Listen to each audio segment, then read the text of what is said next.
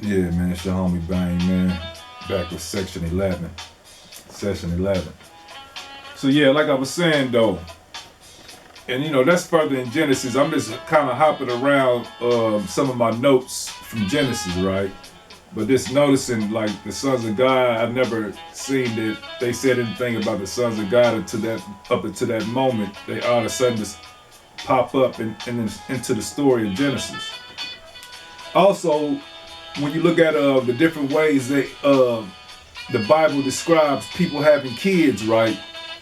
Like for one with Eve, the way they explain her having kids.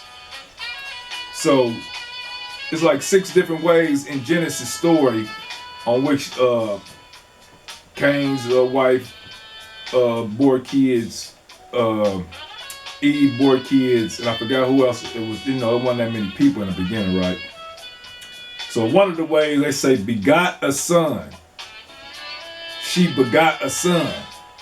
Another way is Eve said acquired a man. She said she acquired a man from God. Acquired a man from God. Another way they said is conceived and bore. Conceived and bore. Another way they said in the Bible is bore a son. Bore a son. Another way they said in there is had a son. Had a son. Another way is 6 ways they say had sons and daughters. And so those are some of the different ways they say it. So check it. So when God put Adam out and Adam went east to the land of Nod after killing Abel, right?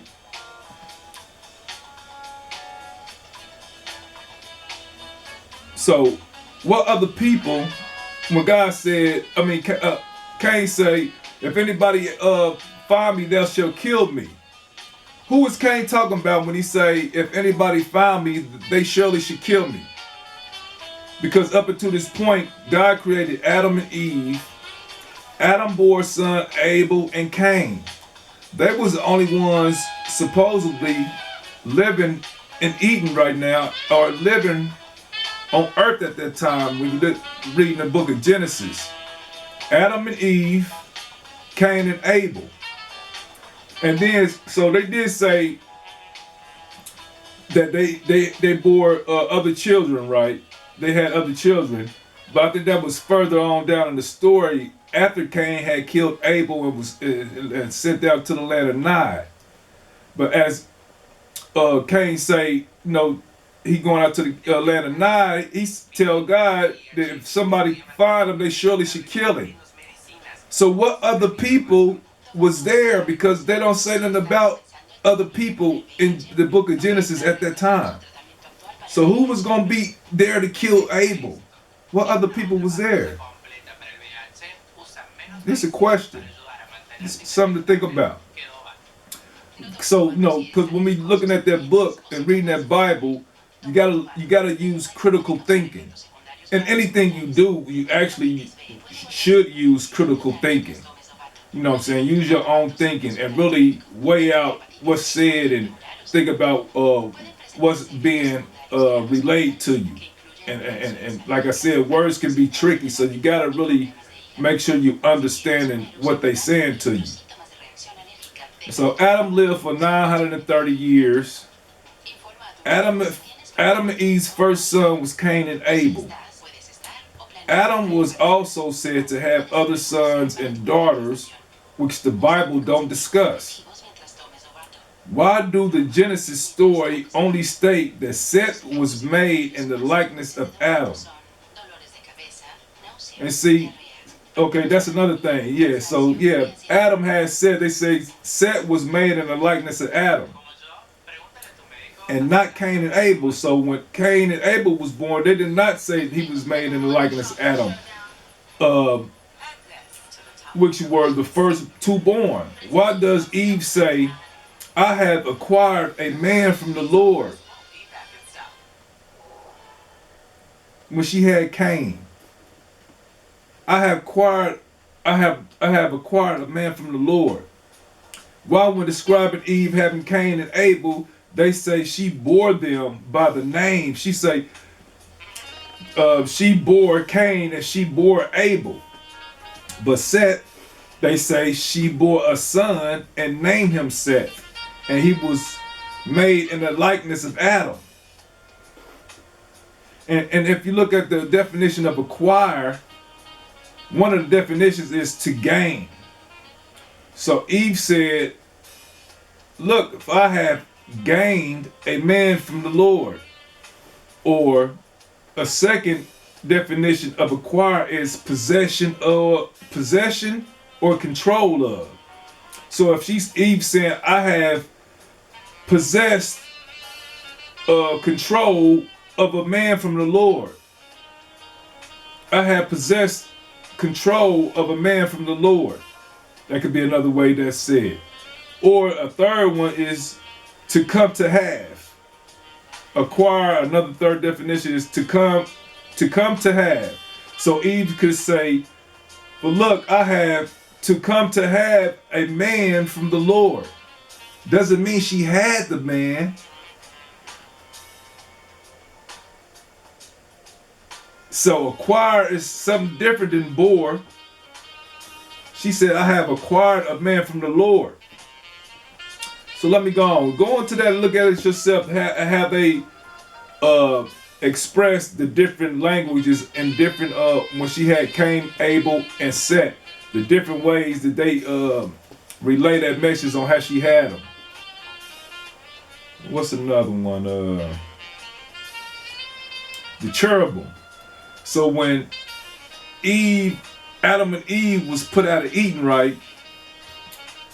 And God put up the cherubim on one end of the Garden of Eden and then put a sword on the other end of the Garden of Eden, right? But why would he do that? Why would you go through those strenuous, why would you go through that much to protect the Garden of Eden from little old Eve and little old Adam? Now, when I first read the cherubim, I'm like, okay, the cherubim, I'm just thinking it's a guardian or something watching over the Garden of Eden. But then when he said the sword too, I'm like, now damn, we got a sword. And when they explain how the sword looked, it's like some magical sword that, that covers everything, right? Some scary looking shit if you was to see it properly, right? But not only that, the other side, the cherubim, when you actually go look into what the cherubim is, these are some scary creatures, man. It's supposed to be some type of malevolent, in my opinion, malevolent angels or fallen angels, it look like to me, because they got like 5 different heads. And fire and flame and all kind of shit. Go look up cherubim and find a picture of the cherubim. They some type of angelic being, but it's not angelic really to me. I think it's a malevolent fallen angel or malevolent being with wings though. And the wings got eyes, it got eyes all over his body. You know what I'm saying? Everywhere. All over his body with like 5 heads, different animals and shit. So the cherubim is already a scary sight. Why would God put something so scary at the end of the Garden of Eden to protect it from Adam and Eve? From little Adam and Eve, they really don't know much at this time. They just know that they naked and now they got to cover their asses, you know what I'm saying? Hide their dicks and their coochies and shit right now. And and now they pushed off to go toward the land. So they ain't worried about trying to sneak in the Garden of Eden.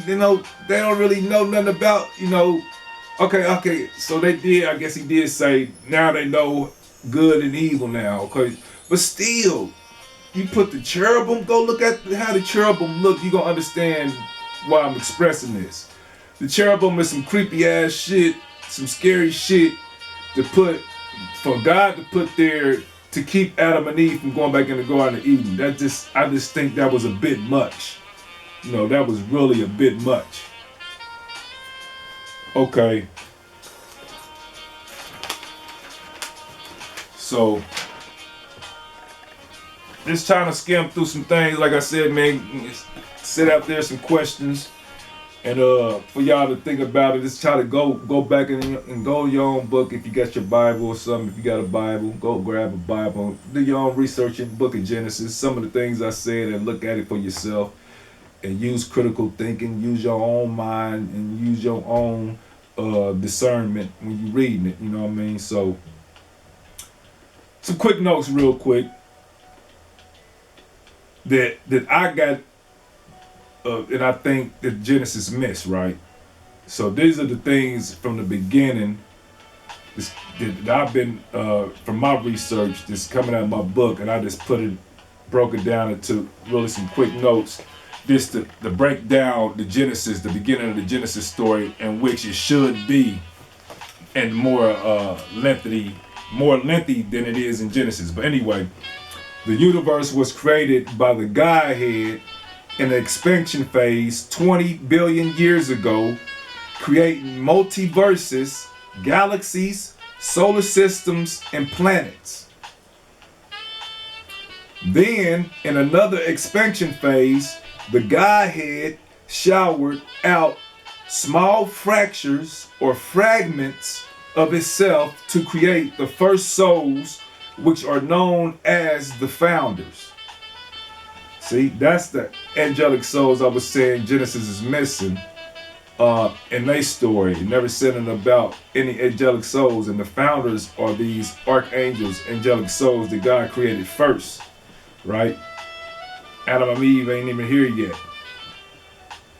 So then in another expansion phase, the Godhead showered out small fractures or fragments of itself to create the first souls, which are known as the founders.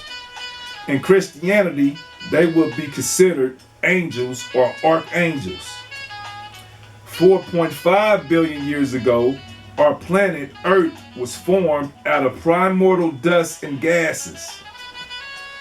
100 million years ago, humans were seeded on Earth. The land of Pan, or Pangea, aka the Garden of Eden, was a supercontinent called Rodinia or Gondwan. 60 million years ago, the dinosaurs was wiped out. 10 million years ago, there were 3 planets in the Milky Way that harbored life forms. They were Earth, Mars, and Maldak. So 10 million years ago, there were 3 planets that harbored life forms, which were Earth, Mars, and Maldak. The 4 major civilizations on planet Earth, prehistory and up to now, Pangea was the first civilization, which Adam and Eve and the dinosaurs was part of. Lemuria, which Genesis clearly does not acknowledge. Atlantis, which Genesis clearly don't acknowledge. And now our civilization we have right now with our history. And so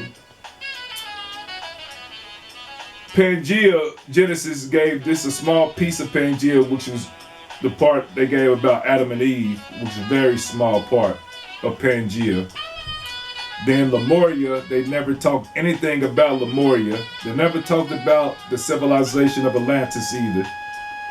They never talked about the 3 planets that held and harbored life in our galaxy, our Milky Way.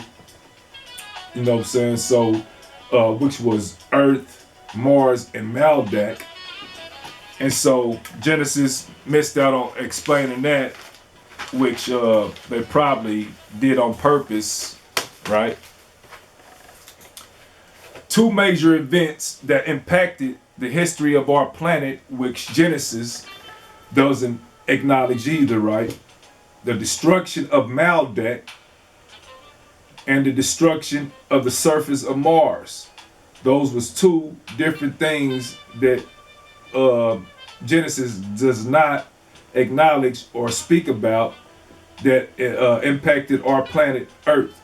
Was the destruction of Maldak and the destruction of the surface of Mars. So there too was other events that impacted Earth in our history, right?